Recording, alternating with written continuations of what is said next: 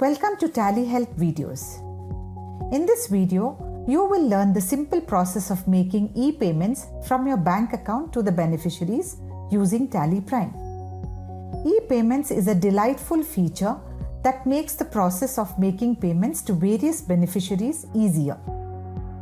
Right from creating a bank and party ledgers to recording a payment transaction and reconciling it in Tally Prime, the process is carried out in 5 steps.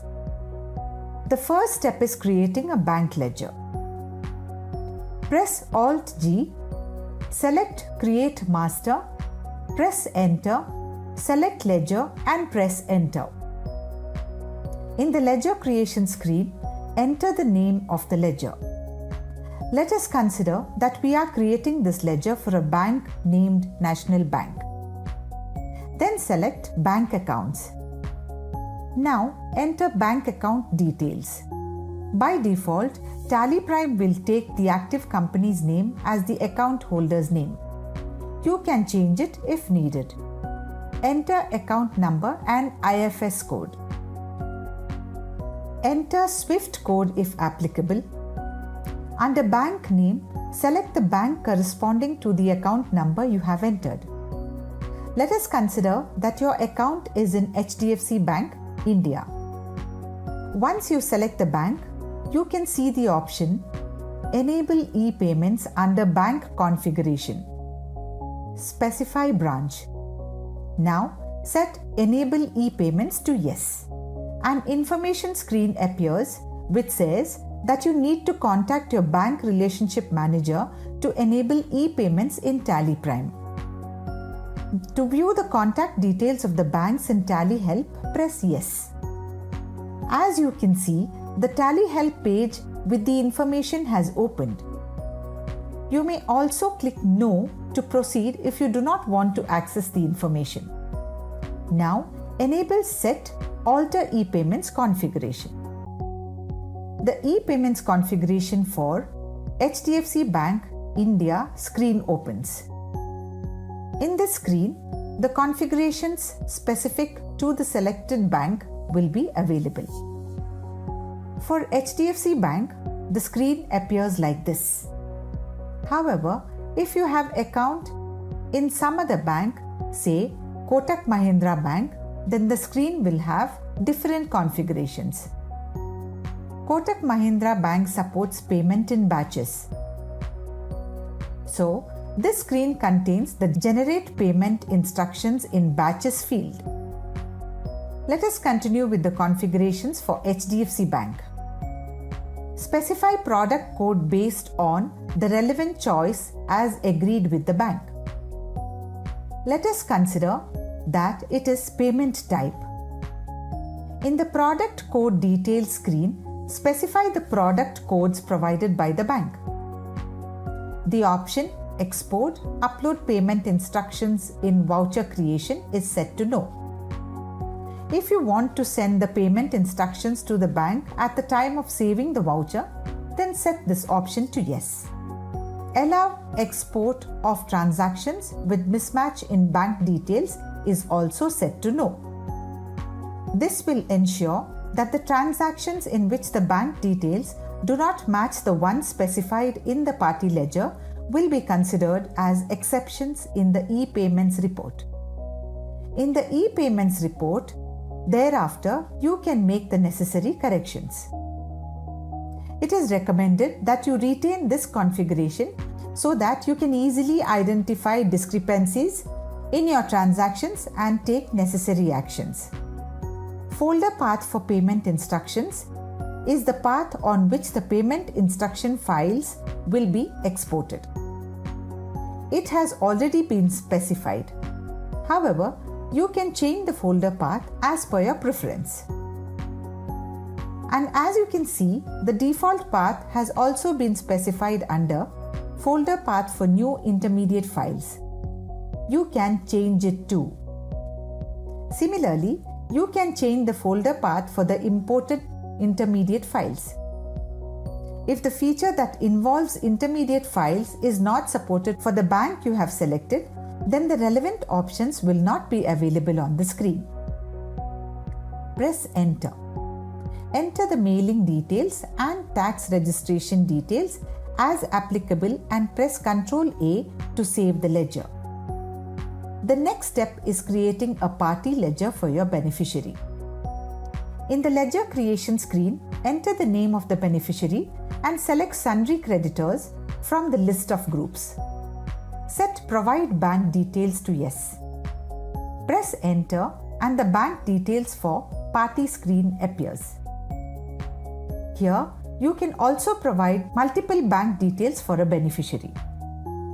Press F12 and set Allow Multiple Beneficiary Details to Yes.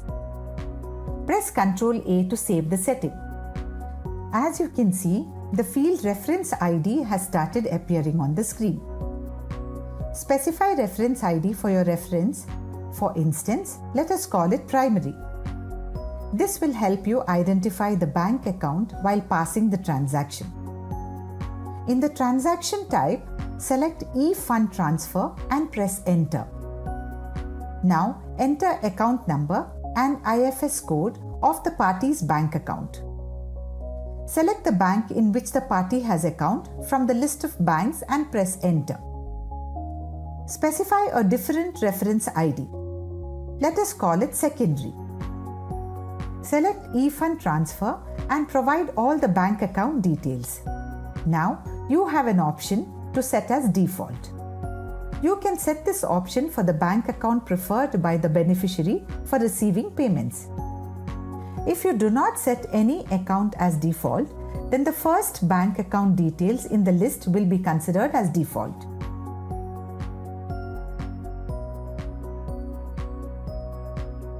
Press Ctrl A to save the party ledger. Now, you can record a payment voucher. Press Alt G, Create Voucher, press F5. Under Account, select the bank ledger that you created. In the Particulars field, select the party ledger created for the beneficiary. Enter the amount and press Enter. The bill-wise details for party screen opens. Select Bill References as applicable and press Enter. If you are making a payment against some bill, then you can select the Against reference by selecting the appropriate bill against which this payment is being made. For this instance, let us select On Account and press Enter. Press Enter again. Now, you can see the bank allocation screen where the bank account details provided and set as default in the party ledger are pre-filled. Press Enter. Enter the narration and save the transaction. Now, let us export the transaction to generate the payment file. Open the e-Payments report. Press Alt G, type and select e-Payments and press Enter. The transaction with complete information will be ready for sending to bank.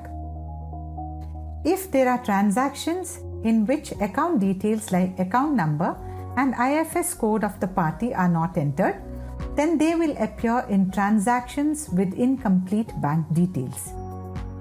And if the bank account details like account number and IFS code of the party in the transaction do not match the ones provided in the party ledger, then the transaction will appear in transaction with mismatch in bank details with masters. Drill down on these sections and you can then make corrections for the transactions.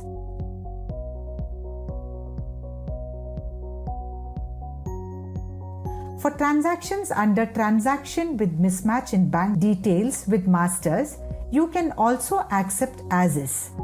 Subsequently, the transactions will start appearing in the Ready for Sending to Bank section. Now, press Escape and drill down on Ready for Sending to Bank and you can see the transaction that we had just recorded. Now, let us export the payment instructions for the transaction. Select the transaction. You can also select multiple or even all the transactions to export. Click Export on the top menu and then click Payment Instructions. the Exporting Payment Instructions screen appears. Click Send. A message confirming the generation of payment file appears, showing the file name and location.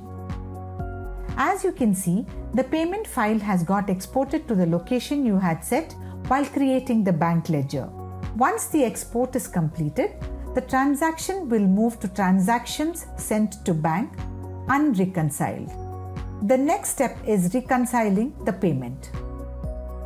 To reconcile the payment, you need to upload the exported file on the bank portal and authorize the transaction. The procedure of authorization differs from bank to bank depending on the setup on bank portal, as some banks have systems such as single or multiple verifiers and authorizers. You need to authorize the transaction on the bank portal. Once the transaction is processed, you can download the intermediate file or the reverse file. Save the file in the folder path specified for the imported intermediate files and then import the file in Tally Prime to reconcile the transaction. Go to ePayments, Report and drill down to Transactions Sent to Bank Unreconciled. As you can see, the transaction is under the section. Click Import. Then click Intermediate File. The Import Intermediate File screen opens. Under File Selection, you can either specify path or select from Drive. This will be the path in which the imported intermediate file is stored. Once you import the file, the transaction will get reconciled. You can see the reconciled transaction in the bank reconciliation report. Press Alt-G, type or select Bank Reconciliation and press Enter. Select the bank ledger from the list of bank ledgers. For this instance, it is National Bank. Bank Reconciliation for National Bank opens. Press Ctrl B. The Basis of Value screen opens. Set Include Reconciled Transactions to Yes. As you can see, the transaction that we just reconciled is available here. In addition, you can see the bank date, which means that the transaction is reconciled. Alternatively, you can also see the updated reconciliation details in the voucher under the bank allocation details.